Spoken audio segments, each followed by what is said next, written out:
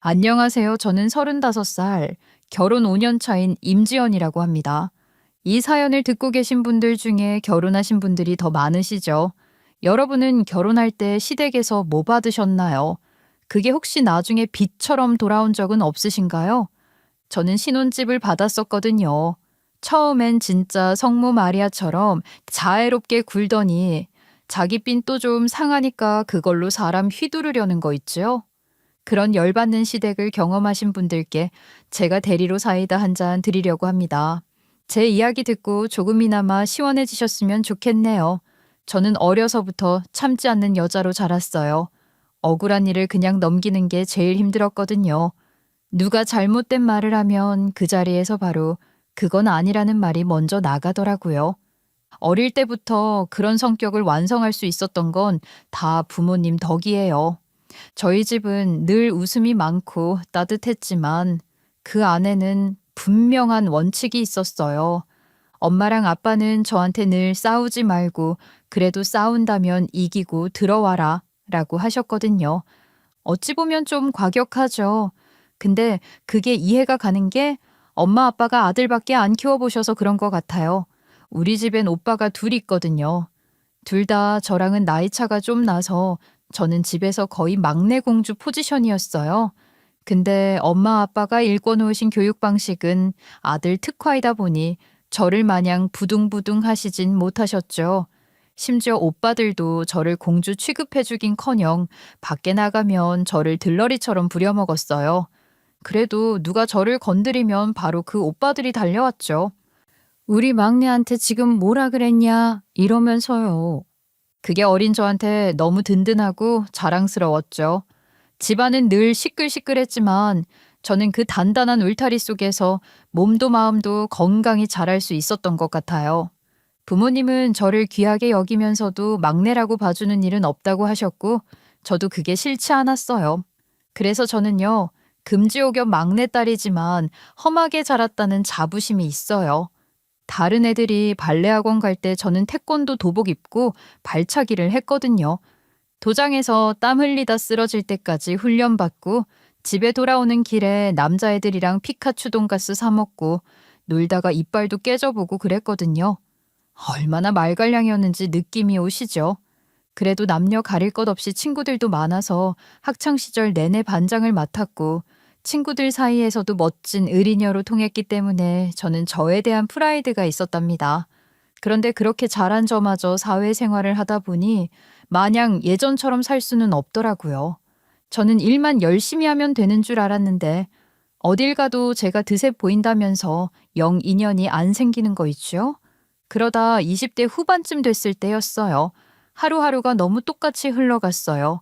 아침에 출근하고 일하다가 밤늦게 퇴근하고 주말엔 밀린 빨래하고 잠깐 커피 마시고 그렇게 사는 게 나쁘진 않았지만 아쉬운 마음이 있었는데 그때 저랑 회사에서 친하게 지내는 선배가 술자리를 권해주셨거든요.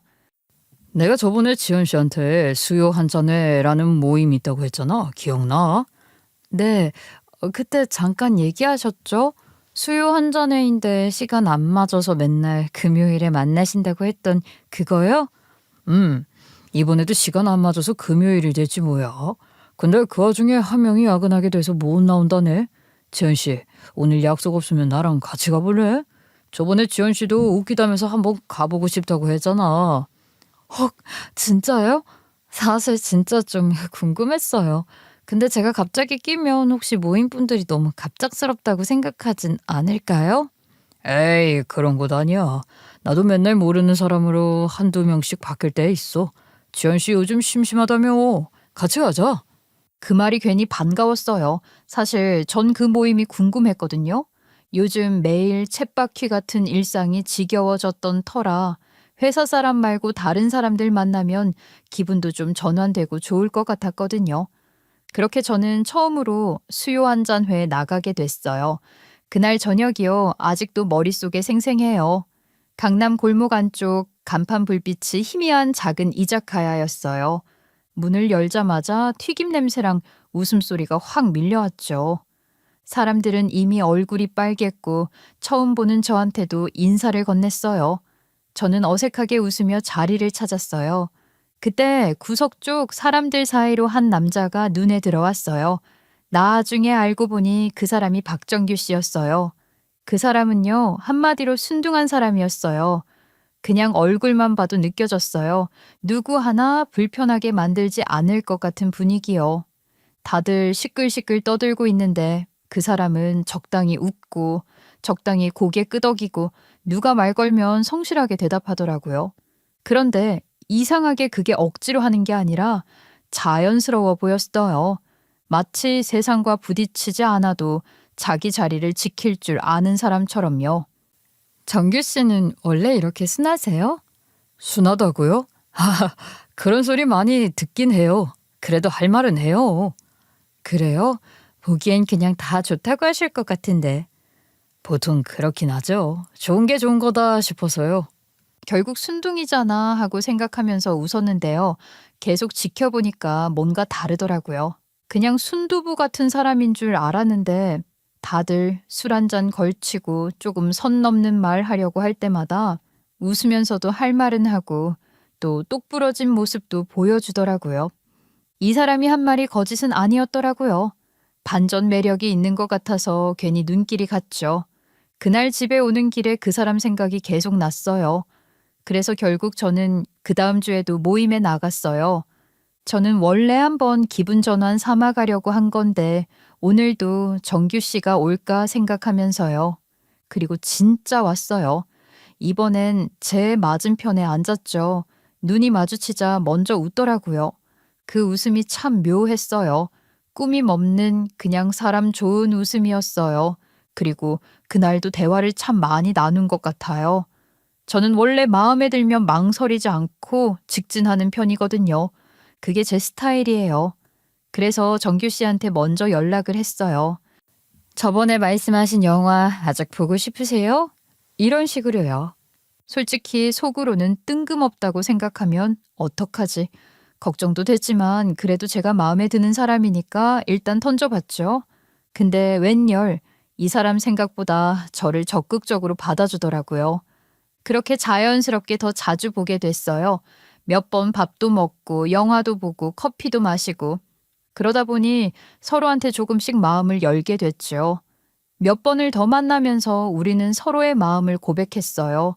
다행히 한쪽만 일방적인 게 아니라 쌍방이었죠. 우리의 연애는 순했어요. 정말 순한 맛 그 자체였거든요. 다투는 일도 없고 서로한테 상처 주는 말도 없는 행복만 가득한 그런 연애를 했답니다. 그렇게 4년의 연애를 하고 영쑥맥 같았던 남자친구가 4주년 되던 날 나에게 정말 멋들어진 프로포즈를 했어요. 정말 누가 봐도 정성껏 준비한 것 같은 그런 정성이 가득한 프로포즈였죠. 차에다가 풍선을 가득 실어놓고 반짝이 장식까지 해놨더라고요. 우주 매림이 같은 솔직히 흔하디 흔한 프로포즈라 처음 봤을 땐 좀 웃겼어요. 이런 걸 진짜 하는구나 싶어서요. 그런데 막상 그걸 직접 보니까 그 흔한 말이 세상 제일 진심처럼 보이는 거 있죠? 그때 저한테는 누구보다도 세상 어떤 것보다도 감동적인 그런 프로포즈였기에 거절하지 않고 받아줬어요. 그리고 그 후에야 남편이 사실은 홀어머니 그리고 남동생과 함께 살고 있던 장남이었다는 사실을 알게 됐어요. 그동안은 가족 얘기를 잘 안 했거든요. 4년 연애를 하면서 부모님 이야기나 가족 이야기를 한 번도 하지 않았고 제가 인사를 드리러 가겠다고 해도 한사코 말렸던 이유가 여기에 있었던 거예요. 솔직히 홀어머니의 장남의 게다가 늦둥이 장남이라 하니 그게 더 마음에 걸리더라고요. 어머니가 홀로 키운 장남이니 거기에 거는 기대치도 엄청나실 거고 시집살이도 만만찮을 것 같은 그런 느낌이 스멀스멀 올라오더라고요. 결혼이라는 게 결국 가족이랑도 하는 거잖아요. 이거 쉽지 않겠다. 그런 생각이 들었죠. 그런데도 저는 그 사람을 이미 너무 사랑하고 있었어요. 그래도 내가 사랑하는 사람의 어머니고 또 내가 평생 함께 살아야 할 사람의 가족이니까 그조차도 견뎌내야 한다고 생각했어요. 그게 결혼이라고 생각했거든요. 그래서 인사를 드리러 가기로 했어요. 그런데 세상에 편견이 무섭다고 시모랑 시동생 둘 다 엄청 착하게 대해주는 거예요. 제가 생각했던 그 드라마에서 보던 시댁 분위기가 아니라 그냥 나를 완전히 환영해주는 분위기였어요. 문을 여니까 시어머니가 환하게 웃으면서 나오시더라고요. 어머, 어서 와요. 우리 정규가 평생 여자친구 한 번 소개를 안 시켜주더니 이렇게 예쁜 아가씨 데려오려고 그랬나 보다. 감사합니다, 어머님. 앞으로 잘 부탁드릴게요. 그래, 그래. 인사도 곱게 하네. 밥은 먹었어? 뭐 먹고 싶어? 그날 시어머니가 직접 차를 내주면서 이런저런 이야기를 물으셨어요. 회사 생활은 어때? 지연 씨는 요리하는 거 좋아해요? 정규는 말이 없는데 답답하지 않아요? 아, 말 편하게 해도 괜찮아요? 이런 말들이 전혀 불편하지 않았어요. 오히려 진짜 저한테 관심 가져주는 느낌이었어요. 시동생도 조용하고 예의 있었고 웃을 때 인상이 참 좋더라고요. 그 집 분위기가 생각보다 훨씬 따뜻했어요. 어머님은 혼자 아들 둘을 키우신 분이라 그런지 말끝이 단단한데 또 이상하게 정이 있었어요. 내가 딸이 없어서 섬세하지는 못해. 지연이가 불편한 거 있으면 바로바로 말해주면 좋겠네. 그래도 우리 정규가 지연이가 그런 건 똑부러진 애라고 하더라. 그래서 내가 안심이야. 그 말이 그렇게 고맙게 들릴 수가 없었어요. 저는 그 자리에서 웃으면서 고개를 끄덕였죠. 결혼도 순탄하게 잘 흘러갈 것 같더라고요. 그 후로 결혼식장 예약하고 예복 맞추고 신혼집 얘기 나오고 예단이고 예복이고 하나하나 맞춰가는데 예상보다 더 잘 풀리는 거예요. 모든 게 순조롭게 흘렀어요. 시어머니도 시동생도 그리고 남편도 다들 저한테 잘해줬거든요.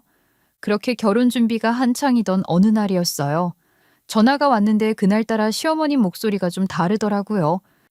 평소에는 지연아 뭐하니 이렇게 툭 던지시는데 그날은 조심스레 지연아 시간 좀 있니? 하시는 거예요. 순간 가슴이 철렁했죠. 내가 뭐 잘못했나 싶기도 했고요. 조금 긴장한 채로 만나러 갔더니 제 눈을 딱 보시고 이러시는 거예요. 지연아 너희 신혼집을 내가 해줄게. 신혼집을요? 어머님께서요? 그 말밖에 안 나왔어요. 진짜 너무 놀라서요. 아니 어머님, 신혼집은 저랑 정규 씨랑 반반해서 준비하면 돼요. 그걸 어머님이 다 부담하신다고 하면 제가 너무 죄송하죠. 마음만으로도 충분히 감사해요. 진짜요. 그랬더니 어머님이 고개를 살짝 저으시더니 아주 단호하게 말씀하시는 거예요. 아니야 지연아. 내가 해주고 싶어서 그래. 마음이 그래. 그 말이 참 이상했어요. 억지나 체면 그런 게 아니라 진짜 마음에서 나온 말이었거든요. 순간 마음이 확 풀리면서도 이게 너무 큰일이라 감사하면서도 살짝 부담이 되더라고요. 너무 감사해요, 어머님. 근데 요즘 집값이 워낙 비싸잖아요. 아휴, 그걸 어머님 혼자 감당하신다니까 제가 더 걱정돼요. 지연아, 내가 정규랑 정민이가 어릴 때 남편이 먼저 갔다고 했잖니? 그때부터 혼자 애 둘 키웠어.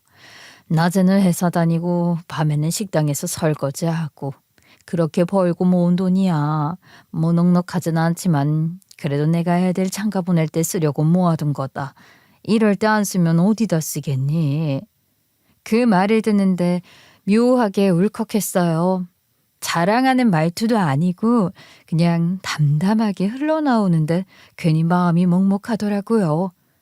다른 집은 사위가 100년 손님이라는데 우리 집은 며느리가 100년 손님이야. 그것도 지연이 너는 그냥 며느리가 아니고 맏며느리니까 이 정도는 해줘도 아깝지 않아. 부담 갖지 말고 그냥 받아. 그 말이요. 진심이 느껴지더라고요. 억지로 꾸며낸 말이 아니라 이미 오래 생각해 오신 듯한 그런 목소리였어요. 감사했어요. 정말 감사했어요. 제가 수긍하는 듯 하자 제 부담을 덜어주고 싶으셨는지 살짝 웃으면서 이렇게 덧붙이시더라고요. 대신 약속 하나만 해줘. 어떤 약속이요? 큰 거 아니야. 그냥 며느리 역할 잘해달라는 거야.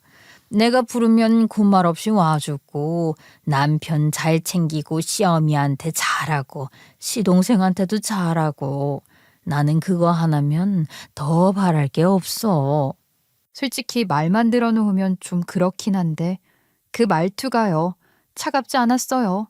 오히려 따뜻했어요. 진심으로 잘해야겠다는 생각이 들더라고요. 그리고 서로 가족이 되는 건데 그건 당연한 거잖아요. 어쩌다 힘든 날이 온다고 하더라도 가족이니까요. 그 정도야 뭐 당연히 해야죠. 어머님이 이렇게까지 해주시는데 제가 못할 게 뭐가 있겠어요. 그래, 역시 지연이다. 며칠 뒤에 남편이 집 계약서를 보여줬어요. 세상에 시세로 10억이 넘는 집이더라고요. 진짜 입이 딱 벌어졌어요. 아니, 신혼집을 해 주신다 했을 때도 놀랐지만 그래도 어머님 혼자 벌어서 얼마나 버셨겠나 싶었거든요. 그런데 이건 정말 제가 시댁에 잘해야만 하는 정도의 매물이었던 거예요. 그날 밤 어머님한테 전화가 왔어요. 지연아, 집 어딘지 봤지? 행여나 부담 갖지 말고 그냥 거기서 잘 살아주기만 하면 돼. 정규랑 싸우지 말고 혹시라도 속썩이면 나한테 바로 말해. 우리 아들은 어릴 때부터 내 말이라면 꼼짝 못했으니까 내가 아주 호되게 혼내줄게. 어머님, 너무 감사해요. 이렇게 큰 도움 주셔서 몸둘 바를 모르겠어요. 진짜 잘 살게요. 그래, 나는 너한테 그 말 들었으면 됐어. 그때는 진짜 눈물이 왈칵 쏟아졌습니다. 이런 어머님 밑에서 자랐으니 남편이 저렇게 순할 수밖에 없구나 하는 생각이 들더라고요. 그래서 저는 속으로 다짐했죠. 나도 이 집 며느리로서 잘해야겠다. 마음을 딱 그렇게 먹은 겁니다. 결혼하고 나서도 그 다짐 진짜로 지켰어요. 일주일에 3번은 꼭 안부 전화를 드렸거든요. 누가 시켜서 그런 것도 아니에요. 주말만 되면 제가 먼저 시댁 가자고 말했죠. 밥 먹고 나면 설거지며 청소며 정리까지 제가 알아서 척척했거든요. 여보, 좀 앉아있다가 해. 엄마도 괜찮다고 하시잖아. 아니야, 째깍째깍 안 치우면 오히려 더 신경 쓰여. 내가 할 테니까 당신은 어머님 사과라도 깎아드려봐. 그렇게 저는 듬직한 맏며느리로서 최선을 다했어요. 다행히 그럴 때마다 어머님은 웃으시면서 꼭 그러셨죠. 지연아, 너는 진짜 복덩이다. 우리 집에 너 같은 며느리 들어와서 얼마나 든든한지 몰라. 그렇게 하루하루가 평온하게 흘러가던 때였습니다. 시어머니랑도 딱히 부딪힐 일 없었고 저도 이제 며느리라는 자리가 낯설지 않을 만큼 익숙해졌던 시기였거든요. 뭐랄까, 서로 조심은 하되 불편하지 않은 거리감? 그런 게 잘 유지되고 있었어요. 그래서 속으로 내가 복 받은 거지라고 생각할 정도로요. 남편도 퇴근 후엔 집안일 조금씩 도와주고 시어머니는 주말마다 반찬 싸주신다고 이것저것 챙겨주시고 그럴 땐 또 괜히 마음이 찡해지더라고요. 시모랑 며느리가 이렇게 평화롭게 지낼 수도 있구나. 나도 이제 진짜 어른이 됐구나 싶었어요. 이게 진짜 가족이지 싶기도 했죠. 근데요, 사람 일은 진짜 모르는 거더라고요. 그 평온이 얼마나 덧없는 건지 그땐 몰랐어요. 어느 날 시댁 식구들이랑 다 같이 밥을 먹게 됐거든요. 늘 그렇듯이 어머님은 반찬을 덜어주시고 남편은 조용히 고개 끄덕이며 밥 먹고 시동생은 뭐 말 한마디 없이 고기만 굽고 있었죠. 평소랑 다를 게 하나도 없었는데 딱 그날만은 뭔가 공기가 묘했어요. 밥상 분위기가 괜히 조용하다 싶더니 시동생이 젓가락을 딱 내려놓더라고요. 그 순간 다들 그 사람을 쳐다봤어요. 그랬더니 마치 숨겨둔 말 꺼내는 사람처럼 입을 열더라고요. 그 말 한마디가 그 평온하던 분위기를 와장창 깨버렸죠. 저 결혼하려고 해요. 그 말을 듣자마자 밥이 목에 걸렸어요. 진짜 뿜을 뻔했죠. 시동생이 얼마나 쑥맥이었는지 아세요? 남편보다 훨씬 더 심했다니까요. 저는 속으로 이런 사람은 대체 누구랑 결혼을 할까? 이런 생각을 했다니까요. 말은 안 했지만 아마 남편이랑 시어머니도 같은 생각이었을걸요? 뭐라고? 결혼을 한다고? 여자친구가 임신했어. 그 말이 떨어지는 순간 시모의 표정이 확 굳었어요. 젓가락을 떨어뜨리시더니 한동안 아무 말씀도 없으셨어요. 근데 셋 다 동시에 묘하게 안도감이 들었던 거예요. 걱정만 했던 시동생이 그래도 결혼을 한다니까 늦게나마 잘 된 거 아닌가 싶더라고요. 시모는 결국 한숨을 푹 쉬시더니 이러셨어요. 아이고 세상에. 그래 뭐 애가 생겼다는데 어쩌겠니. 됐다 됐어. 아니나 다를까 그 말이 허탈하면서도 안도 섞인 목소리였어요. 저도 같이 웃었죠. 어쨌든 축하할 일이니까요. 며칠 뒤 시동생이 여자친구를 데리고 왔어요. 저는 그날을 아직도 잊지 못해요. 시모는 아침부터 분주했거든요. 지연아 김치 좀 더 꺼내와라. 국물 간 봐봐. 하면서요. 저는 그런 시모가 귀여워서 같이 도왔죠. 시댁에 새 식구가 들어온다는데 설레는 마음도 있었고요. 그런데 첫인상이 꽤 강했어요. 동서로 온 그 여자가요. 말투는 부드러운데 이상하게 사람 귀를 눌리는 기운이 있더라고요. 원래 저도 한 기쌤 한다 했잖아요. 나중에 알고 보니 노무사래요. 전문직에다가 일도 잘하고 자존감으로 똘똘 뭉친 사람이었더라고요. 노무사라는 걸 알자마자 시모 표정이 완전히 달라졌어요. 처음엔 놀라다가 이내 얼굴이 환해지시더라고요. 아이고 우리 집에 귀한 손님이 오셨네. 어쩜 이렇게 반듯해. 처음 뵙겠습니다 어머님. 잘 부탁드려요. 이야 노무사라니 우리 작은 며느리 복이 있네. 그 대화를 옆에서 듣는데 마음 한켠이 서늘했어요. 괜히 그런 거 있잖아요. 뭔가 찝찝해서 웃는데 얼굴 근육이 어색한 기분. 그래도 그땐 그냥 웃었어요. 뭐 새 식구 왔는데 이 정도 관심쯤이야 당연하지. 그렇게 스스로를 달랬죠. 하지만 그날 이후부터 시모 분위기가 달라졌어요. 예전엔 제가 전화를 걸면 지연아 밥 같이 먹을래? 하시던 시모가 이제는 그래 나중에 통화하자 하고 급히 끊으시더라고요. 명절 때도 예전엔 제가 음식 다 준비하면 고생시켜서 미안하다 하셨는데 이제는 이번엔 새 식구 생긴 기념으로 갈비찜 좀 해봐라 이러시더라고요. 근데 그거 아시죠? 보니까 은근 동서도 그런 상황을 즐기는 것 같은 거예요.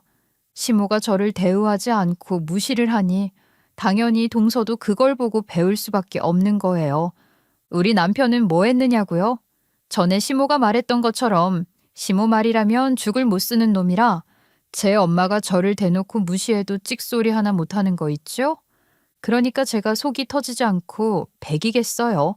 게다가 시어머니가 그 동서를 그렇게 예뻐한 데는 다 이유가 있었던 겁니다. 사실 어머님이 손주 보고 싶다는 말을 은근슬쩍 자주 흘리셨거든요. 근데 저는 아무리 노력해도 임신이 쉽지가 않았어요. 병원 다니면서 별의별 방법 다 해봤는데도 결과는 늘 같았죠. 그래서 언젠가 기적처럼 찾아올 그 아이를 그냥 묵묵히 기다리고 있었어요. 근데 동서라는 사람은요, 그런 기다림도 없이 툭 혼전 임신으로 손주를 안겨드린 거예요. 그러니 어머님 눈엔 그 애가 금덩이요.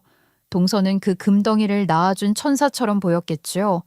진짜 사람 마음이 참 간사한 게 그전까진 저만 보던 분이 이제는 눈의 하트라도 그려진 사람처럼 동서만 바라보시더라고요.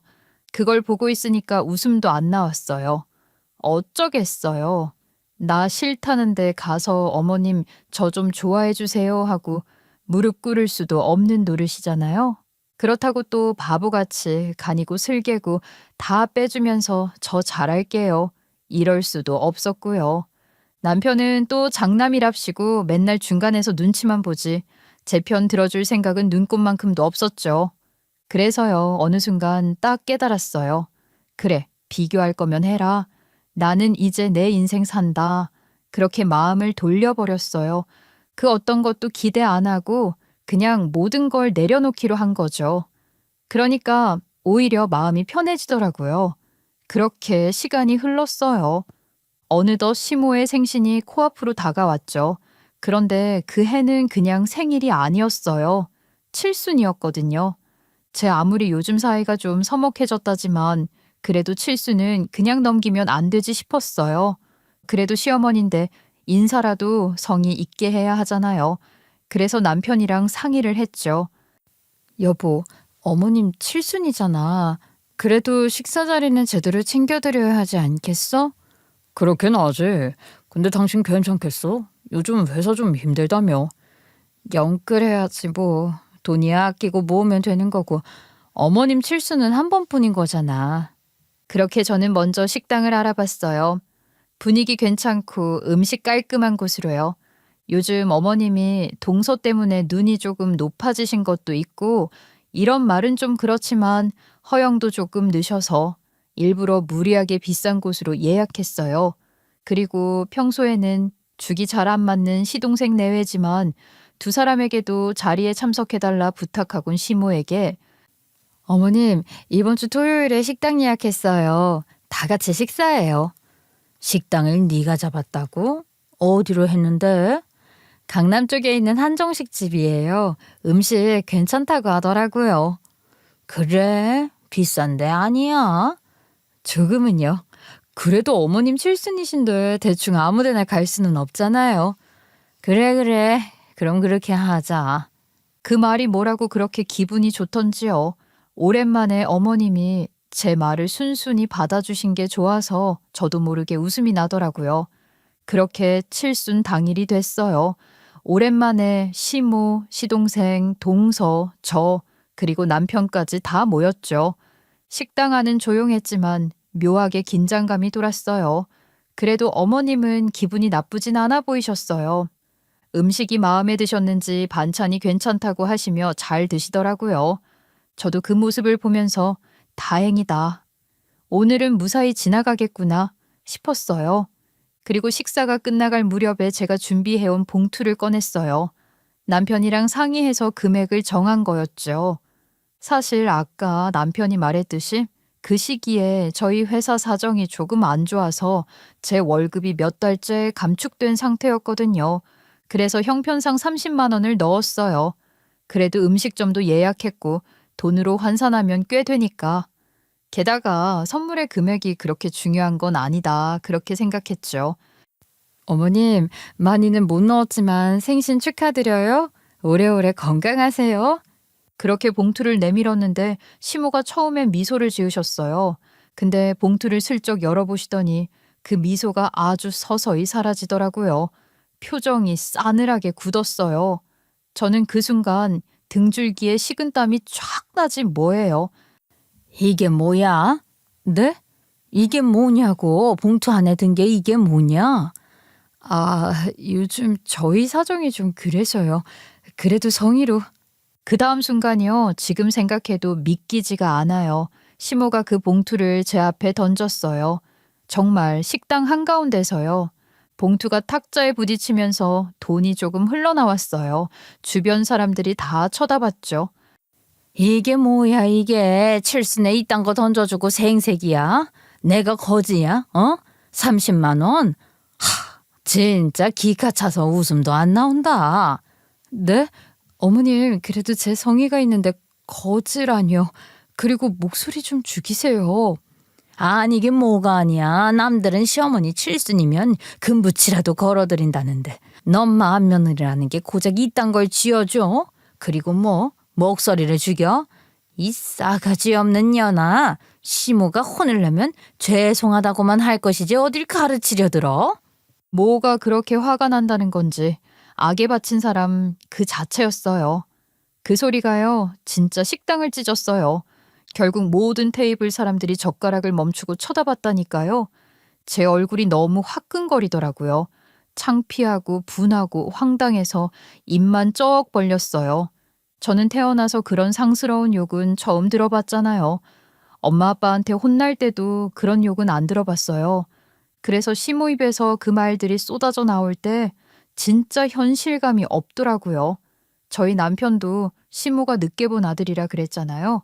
그래서 저희 부모님보다도 시모가 연세가 더 많으셨는데 그렇게 나이를 드실 대로 드신 분이 이렇게 많은 사람들 앞에서 부끄러운 줄도 모르고 상스러운 말들을 쏟아내는 게 어떻게 현실성이 있었겠어요. 여기에 다 적지도 못할 말들을 막 쏟아내면서 시모는 이미 얼굴이 벌겋게 달아올라 있었어요. 욕을 퍼붓고도 분이 안 풀리는지 숨을 헐떡이며 씩씩거렸죠. 그리고는 한참을 노려보다가 이러더라고요. 네 년은 내가 알던 집에서 살 자격도 없어. 알겠냐? 그 집 이제 네 동서 앞으로 돌릴 거야. 알아들어? 그 말이요. 진짜 세상에서 제일 코미디 같았어요. 칠순 생일날 용돈 30만 원 줬다고 집을 뺏겠다는 시어머니라니 진짜 기가 차고 코가 막힐 노릇 아닌가요? 세상에 이게 있을 수나 있는 일이냐고요. 그러자 남편이 옆에서 허둥지둥했죠. 엄마, 그게 무슨 말씀이세요, 갑자기? 입 닥쳐. 네 마누라부터 바로 잡고 말해. 내가 이런 망신을 당해야 돼? 내 칠순에 30만 원이라니. 내 호강은 바라지도 않는다. 최소한 사람 취급은 해야 될 거 아니야. 그 소리에 저는 그냥 멍하게 시모를 쳐다봤어요. 그때는 화도 안 났어요. 그냥 너무 비현실적이라 저도 모르게 깨르륵 웃음이 나더라고요. 그 웃음소리가 제 귀에도 낯설었어요. 그리고 나서 아주 또박또박 말했어요. 네, 알겠습니다. 그럼 이야기 다 끝난 거죠? 동서 명의로 돌리기 전에요. 제가 그냥 제 발로 나가드릴게요. 그 집에서도 이 집구석에서도요. 그러자 남편 혼자 당황해서 급히 손을 내밀더라고요. 여보, 당신 지금 너무 흥분했어. 잠깐만 진정하고. 흥분한 것 같아 보여? 나 지금 누구보다 침착해. 어차피 이렇게 된 거 지금 어머님께 말씀드리면 될 것 같네? 무슨 말을 하는 거야, 여보? 그만해. 그만하자고? 당신은 이 지경까지 와서 양심이 없는 거야? 내 입에서 결국 이 말이 안 나오게 하고 싶었으면 그따구로 가만히 있으면 안 되지. 당신은 중간에서 뭐 하고 있었어? 어머님, 여태까지 저희가 입 꾹 닫고 있어서 모르셨을 것 같은데요. 사실 신혼집 팔았어요. 지연아, 그만하라니까. 지금 그만해서 뭐해요? 이미 다 뱉었는데. 그리고 제가 뭐 말린다고 그만둘 사람이에요? 제가 하도 오냐오냐 시모 말 잘 듣고 현모양처처럼 살아줬더니 이 인간이 제 원래 성격을 다 잊었나 봐요. 아니나 다를까 시모의 얼굴이 싹 굳더라고요. 뭐라고? 팔았다고? 그게 무슨 헛소리야? 헛소리 아니에요. 어머님의 그 잘난 자랑거리 큰아들이요. 투자한다고 친구 말만 믿고 전 재산 날렸잖아요. 그거 메꾸려고 집까지 팔아먹었어요. 지연아, 제발 그만하자. 지금 너까지 여기서 이럴 필요 없잖아. 아니, 내가 왜 그래야 하는데? 당신 싹 잊었나 본데 나 이런 거 절대 참는 사람 아니야. 어머님이 단단히 착각하신 것 같으니까 나라도 알려드려야지.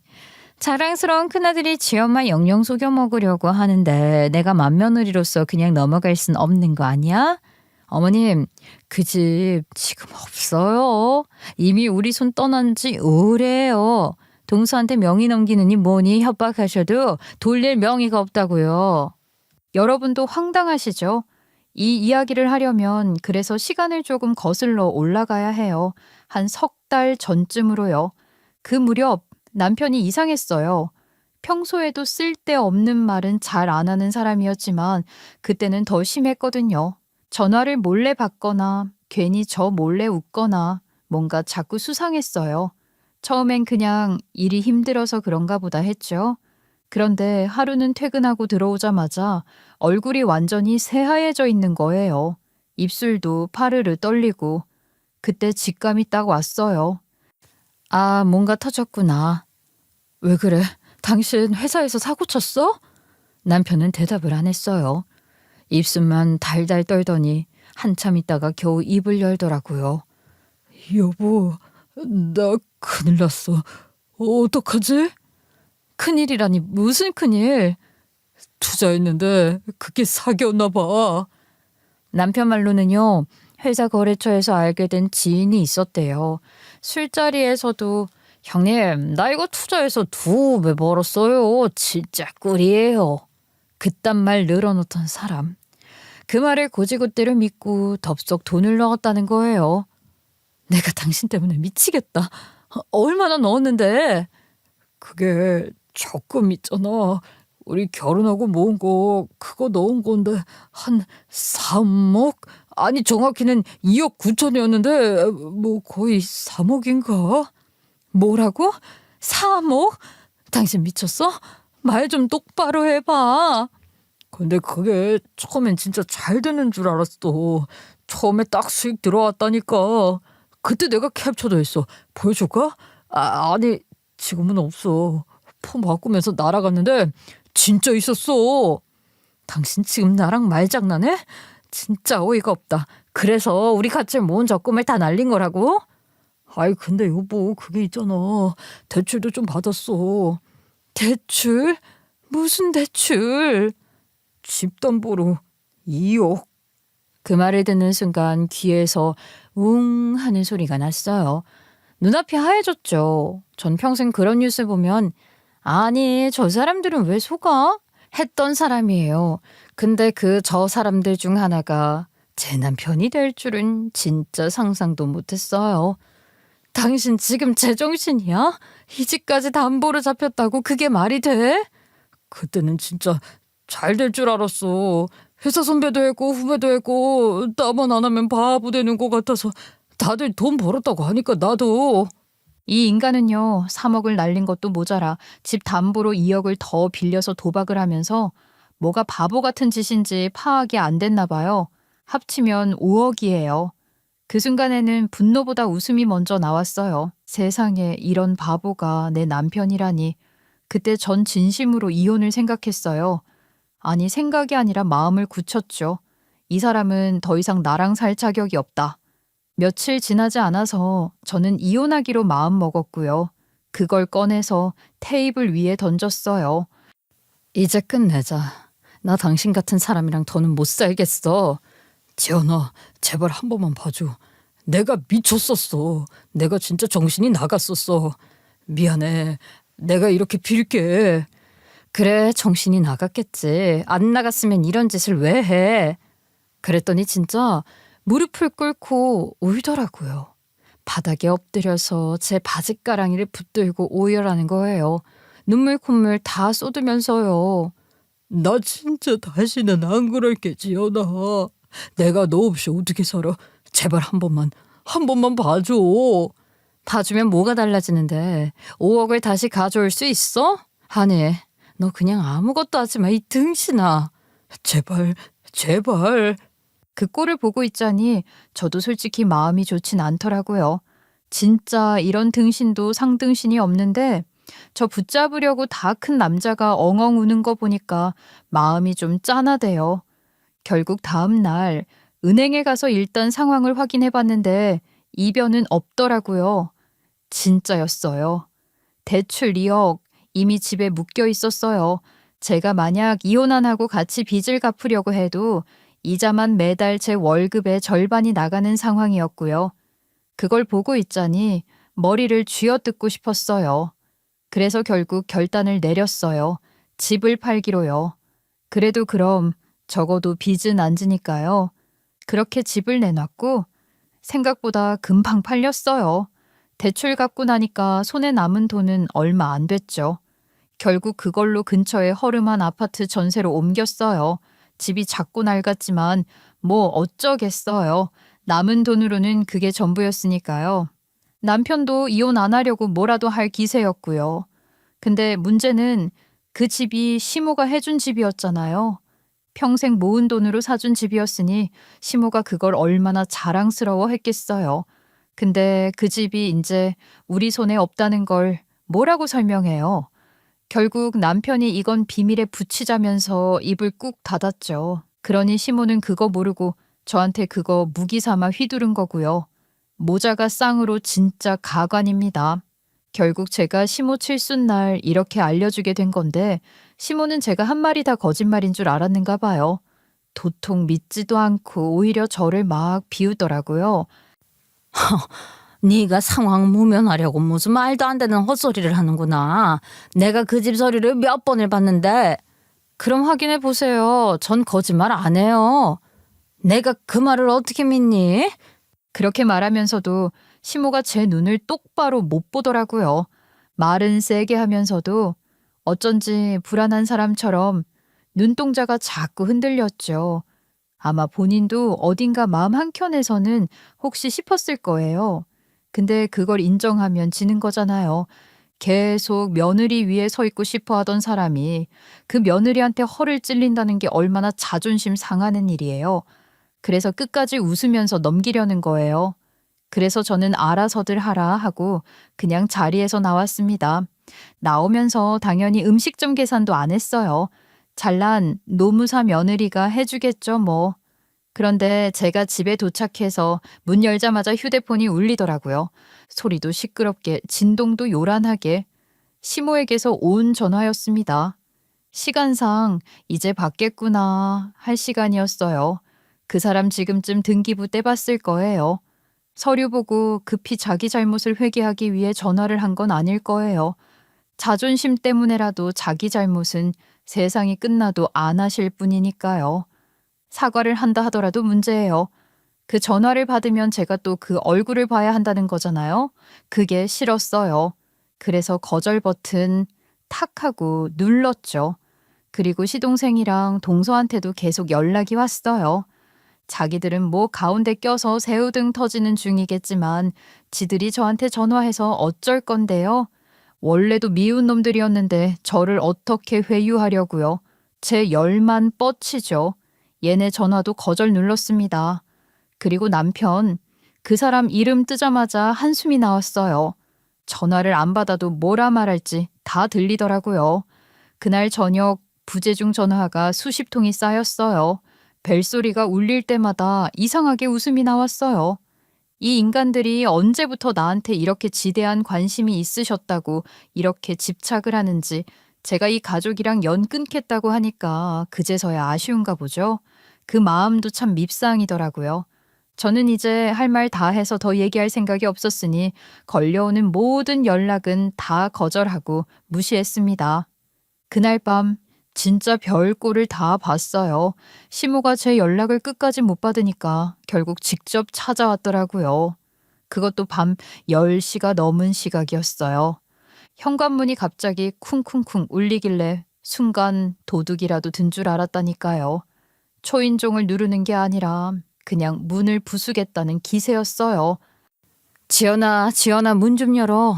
밖에서 소리 지르는 목소리가 아파트 복도에 쩌렁쩌렁 울려 퍼지는데 아유 진짜 이런 꼴을 제가 왜 봐야 하나 싶더라고요. 처음엔 그냥 안 열어주고 조용히 있으려 했어요. 근데 점점 소리가 커지니까 이웃들이 문 여는 소리가 들리는 거예요. 아, 이거 동네 창피하겠다. 그래서 어쩔 수 없이 문을 열었죠. 어머님, 지금 시간이 몇 시인 줄 아세요? 차라리 관리실에서 방송을 해달라고 하시지 그랬어요. 몇 동 몇 호 사는 우리 며느리 문 좀 열어다오 하시면 동네 사람들 다 깨우고 어머님 소원대로 저 창피 받겠네요.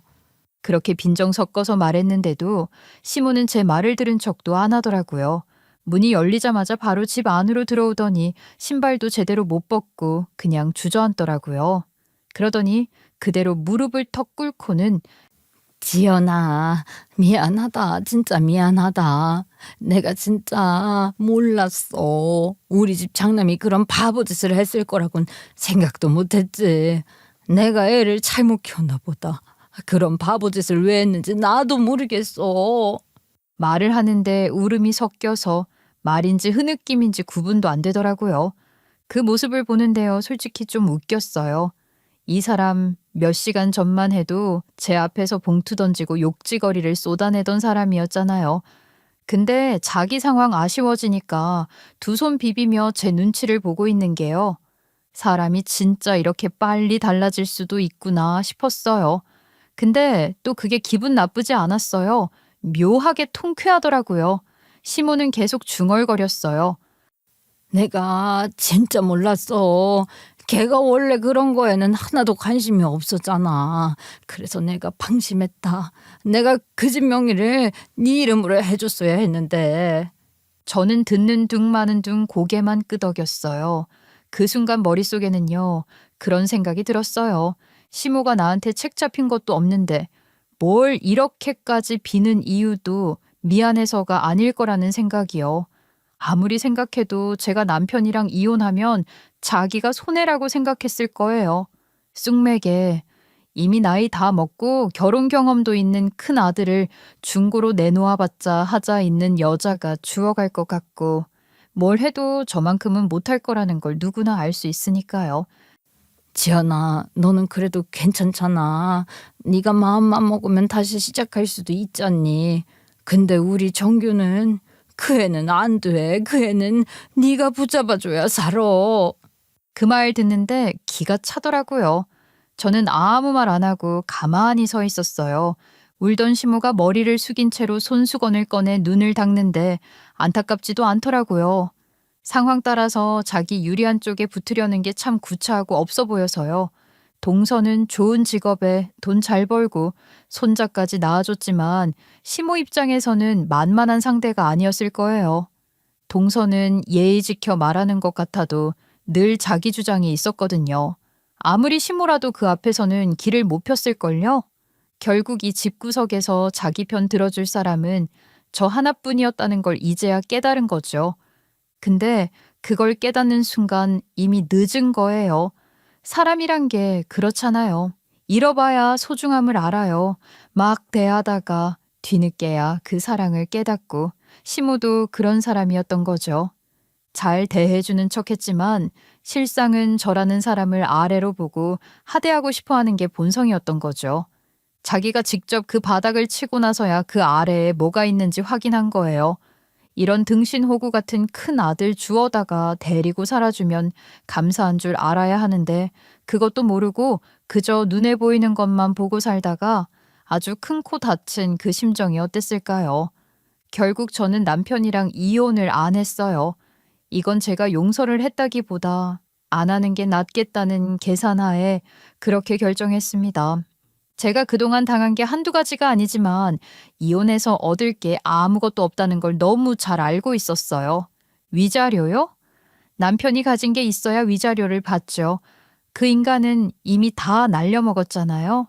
적금, 예금, 심지어 어머님이 사주신 신혼집까지 팔아서 빚 갚느라 쓴 마당인데요.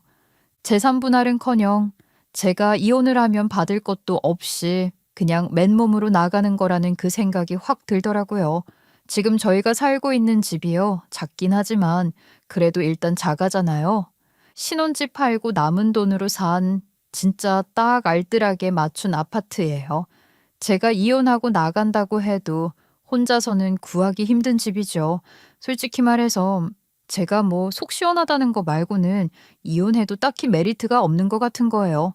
이미 억울한데 제가 왜 거기서 더 큰 손해를 보겠어요. 굳이 피해를 보면서까지 할 일은 아니라는 생각이 딱 들었어요. 그래서 그냥 냉정하게 마음을 정리했죠. 이혼은 감정이 아니라 계산이에요. 누가 잘못했느냐보다 이걸로 내가 얼마나 잃느냐가 더 중요하잖아요. 이혼한 뒤엔 월세 살며 출퇴근길에 고생할 제 모습이 상상되더라고요. 차라리 이 집구석 지금 저한테 쩔쩔매고 있으니 이 기회에 내가 통제하면서 사는 게 훨씬 낫다는 계산 속이었던 겁니다. 남편도 시모도 이젠 제 손 안에서 놀고 있는데 굳이 그걸 버릴 이유가 없잖아요. 남편은 그날 이후로 정말 말 그대로 사람이 달라졌어요. 눈빛부터 달라졌달까. 예전엔 제가 무슨 말을 해도 한 귀로 듣고 한 귀로 흘렸는데 이제는 제가 입만 열면 바로 고개가 끄덕여져요. 중요한 일 있을 땐 꼭 물어보죠. 여보, 이번에 회사에서 회식 있다는데 늦게 들어가도 돼? 늦게 들어와도 되는데 술은 적당히 마셔. 알았어. 그럼 10시 전에 들어올게. 별거 아닌 것 같아도 이런 별거 아닌 일에도 제 눈치를 본다는 게 정말 얼마나 대단한 건지 아실 분들은 아실 거예요. 그날 이후로 우리는 서로 약속을 했어요. 중요한 일이 있으면 무조건 상의하고 시모나 시동생 내외 문제는 절대 끼어들지 않기로요. 남편은 고개를 숙이더니 이렇게 말했어요. 앞으로는 당신 말대로 할게. 이번엔 진짜 약속이야. 내가 다시는 혼자 결정 안 할게. 그래, 그 약속 어기면 그땐 진짜 끝이야. 바로 이혼이니까 그런 줄 알아? 그 말을 하고 나니까 남편이 고개를 아주 크게 끄덕이더라고요. 이 사람은 이제 알아요. 자기 목줄이 어디에 있는지. 게다가 시모도 완전히 달라졌어요. 그때 집 팔린 사실 알고 난 뒤부터 진짜 사람이 변했어요. 그전엔 제 전화를 받아주는 것도 생색이었는데 이제는 그쪽에서 먼저 연락 와요.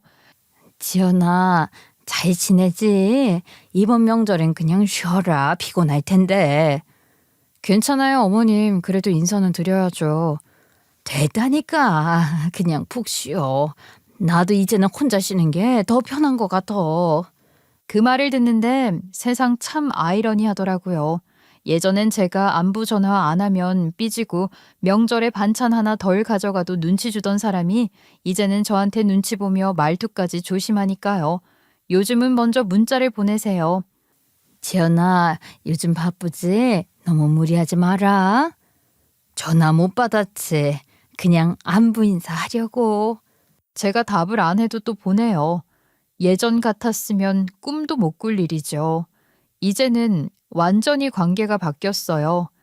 예전엔 며느리니까 해야지였는데 이제는 시어머니가 며느리님 괜찮으세요? 하는 지경이라니까요. 웃기죠. 솔직히 말해서 그분이 저한테 이렇게까지 하는 이유는 뻔하죠. 제가 큰아들 버릴까봐. 그럼 본인 노년에 짐 하나 더 늘어나는 거잖아요. 그게 싫어서 그런 거예요.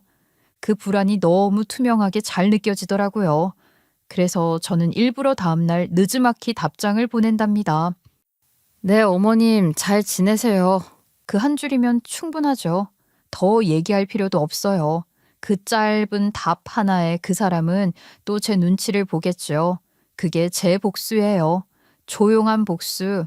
아무것도 하지 않아도 상대가 나를 두려워하는 거. 이젠 제가 복수하려고 애쓰지도 않아요. 그냥 가만히 있어도 돼요. 이 집의 주도권은 이미 제 손에 있으니까요. 하여간의 사람은 소중한 것들을 잃어볼 뻔해야 뭐가 맞는 건지 알게 되는 것 같아요. 그걸 저는 이번 일을 통해 아주 뼈저리게 봤어요. 세상 일이란 게 참 우스워요. 살다 보면 사람들은 자기가 가진 걸 너무 쉽게 잊고 살더라고요. 매일 눈앞에 있으니까 그게 늘 거기 있을 거라 착각하죠. 손에 쥔 게 얼마나 단단한 건지, 그게 얼마나 귀한 건지, 그걸 잃기 전엔 아무도 모르더라고요. 늘 그 자리에 있어 주니까 그게 당연한 건 줄 아는 거예요. 근데 세상에 영원한 공기 같은 관계가 어딨겠어요? 그게 사라질까봐 마음이 흔들리는 순간이 오면 그때서야 정신이 번쩍 들고 후회하나 봐요. 내가 뭘 잘못했구나. 그 깨달음이 꼭 뒤늦게 찾아오는 게 사람의 한계인 것 같고, 그때는 이미 돌이킬 수도 없는데 늘 그걸 깨닫는 타이밍은 너무 늦더라고요. 시모도 그랬어요. 정작 떡줄 동서는 사람은 생각도 안 하는데 괜히 동서랑 저랑 비교하다가 이 꼴이 난 거잖아요. 저도 행여나 나이 들어서 시모처럼 남에게 내 것처럼 느끼는 일 없게 괜히 사람 비교하지 않게 호의를 당연하게 여기지 않게 스스로를 단속하며 살아야겠어요. 그게 시모가 저에게 준 유일한 가르침인 것 같네요. 제 경험을 함께 나눠 들어주셔서 감사합니다. 여러분의 하루는 항상 무탈하시길 바랄게요.